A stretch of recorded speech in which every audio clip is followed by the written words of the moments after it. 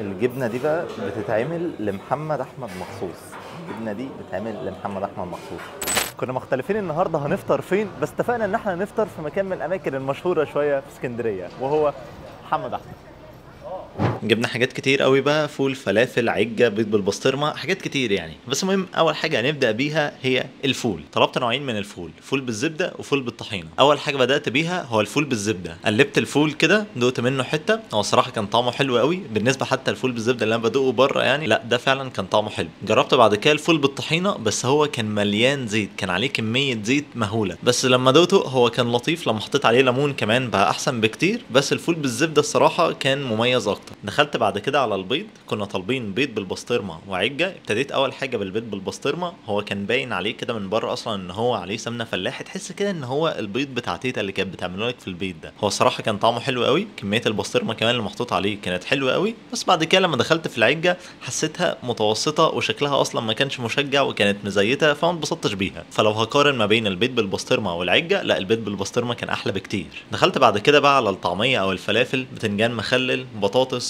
ومسقعه. انا بحب عامه الطعميه بتاعت اسكندريه اللي هي الطعميه القماطي دي، بتبقى حلوه كده وصغيره كمان. هم عندهم ما كانتش شاربه زيت، هي كان طعمها عادي زي اي طعميه، بس كان عاجبني انها كانت خفيفه. البطاطس بالنسبه لي كان عادي خالص. البتنجان المخلل الصراحه هو اللي فعلا كان طعمه حلو، كان صعب شويه في تقطيعه بس هو كان طعمه حلو قوي. المسقعه كانت متوسطه، ولا هي حلوه ولا هي وحشه، انا دوقت احلى منها يعني الصراحه، فهي كانت افريج.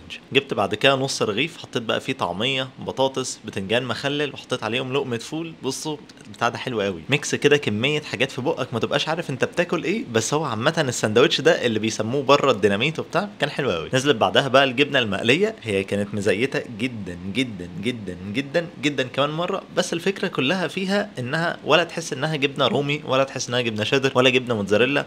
هي شيء غريب كده. سالت الراجل الصراحه عشان اعرف هي ايه، قال لي جبنه بيضه ضاني. انا الصراحه اول مره اسمع عن نوع الجبنه ده، بس هو قال لي انها بتيجي لمحمد احمد مخصوص. طعمها لو خدت حته صغيره هي لذيذه، بس لو زودت عن الحته الصغيره دي لا، يعني هي كميه الزيت دي صراحه انا بالنسبه لي على الاقل ما قدرتش استحملها. اوفرول بقى لو هنيجي نلخص التجربه دي، انا الصراحه في كام حاجه ما عجبتنيش خالص. اولا هم حاسبونا على المناديل، ودي اول مره اشوفها في حياتي. ثانيا هم حاسبونا على العيش، ودي تقريبا بقت موجوده في محلات كتير. بس ثالثا بقى احنا طلبنا طلب طعميه، هم نزلوا لنا اتنين عشان احنا كنا اتنين يعني. بس انا طالب واحد، انا ما كنتش عايز اتنين، انا عايز واحد بس. نزلوا 10 اقراص طعميه، انا اكلت منهم اتنين او ثلاثه بالكتير قوي. بس للامانه برضه لو انت عايز تروح محمد احمد، هو ليه جو كده معين. الفول بتاعه حلو قوي، والبيض بالبسطرمه، وهكذا برضو البتنجان المخلل. لكن اكتر من كده انا الصراحه كنت حاسس ان الحاجات عاديه او اقل من العاديه، وكمان الاسعار مبالغ فيها شويه بالنسبه لمحل فول. بس يعني دون عن ذلك ممكن تكتبوا لي تحت في الكومنتات افطر تاني منين في اسكندريه. وشكرا جدا ليكم لو انتوا لسه بتتفرجوا لغايه دلوقتي. كان معاكم اباظه من قناه لايف وزباظه.